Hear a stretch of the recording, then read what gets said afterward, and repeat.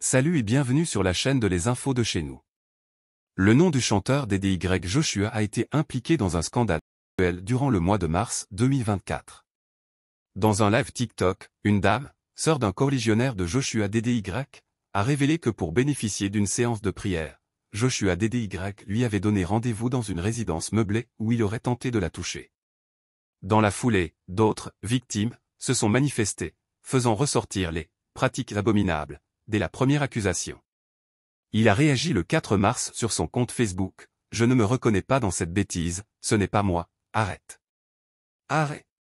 Arrête. Que Dieu bénisse tous ceux qui font ça. Mais si c'est dans ces fausses rumeurs que je serai ressuscité, alors béni soit le nom du Seigneur. » Continue. Il a eu l'occasion d'en dire plus ce jeudi 2 mai 2024 à PPLK pour donner sa version des faits. Selon le chantre, dans le cadre d'une plainte relative à cette affaire, il a reçu une convocation pour se confronter aux forces de l'ordre mais sa supposée victime est arrivée cagoulée, de la tête au menton. Joshua DDY se dit surpris car, jusqu'à présent, il ne sait pas de quoi on parle.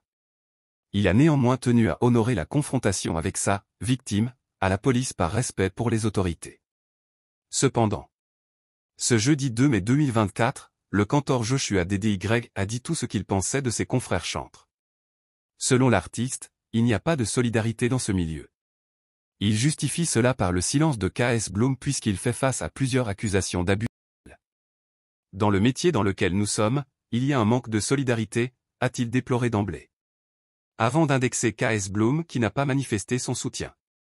KS Bloom, lorsqu'il y avait un buzz autour de lui au Cameroun, j'ai été le premier chanteur à crier et à interpeller les autorités du pays. J'ai été accusé d'attouchement. Je n'ai pas ressenti le soutien de KS Bloom. Je l'appelle même, il ne décroche pas, nous sommes frères, raconte le ténor du gospel coupé-décalé. Dans d'autres nouvelles. Kofi Fieni Kevin, candidat déclaré à l'élection présidentielle d'octobre 2025 a animé une conférence de presse le mercredi 1er mai 2024 pour se prononcer sur plusieurs sujets de l'actualité nationale normalement la probable candidature de l'ancien président Laurent Gbagbo. À environ 1 an et demi de la future élection présidentielle de 2025, le président de Pro-Côte d'Ivoire pour la prospérité, la démocratie et la souveraineté, Proci-DPS, par ailleurs candidat déclaré Kevin Kofi Fieni a convié la presse le 1er mai 2024 pour aborder des sujets brûlants de l'actualité nationale. Gbagbo devrait quitter la scène politique. En ce qui concerne la future élection présidentielle en Côte d'Ivoire, le président de Pro-Côte d'Ivoire s'est dit désolé de constater que l'ancien président Laurent Gbagbo est encore en lice.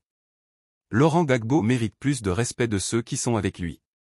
J'aurais voulu voir le président Gbagbo comme un conseiller pour les plus jeunes et aussi pour le président Ouattara mais descendre encore dans l'arène politique, vraiment je ne comprends pas. Moi j'aurais voulu que le président Laurent Gbagbo ne soit pas dedans.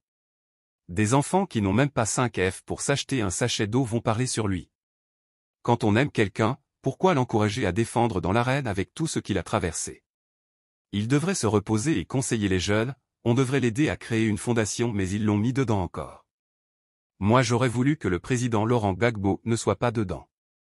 Des enfants qui n'ont même pas 5 F pour s'acheter un sachet d'eau vont parler sur lui, c'est désolé l'ancien candidat indépendant à députation. Si vous avez aimé cette vidéo, merci de liker, partager, commenter et surtout vous abonner à la chaîne. Et on se retrouve très vite pour une prochaine vidéo.